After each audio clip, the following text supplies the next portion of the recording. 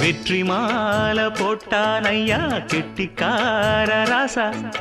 முத்து போல கண்டான் அங்கே மொட்டு போல ரோசா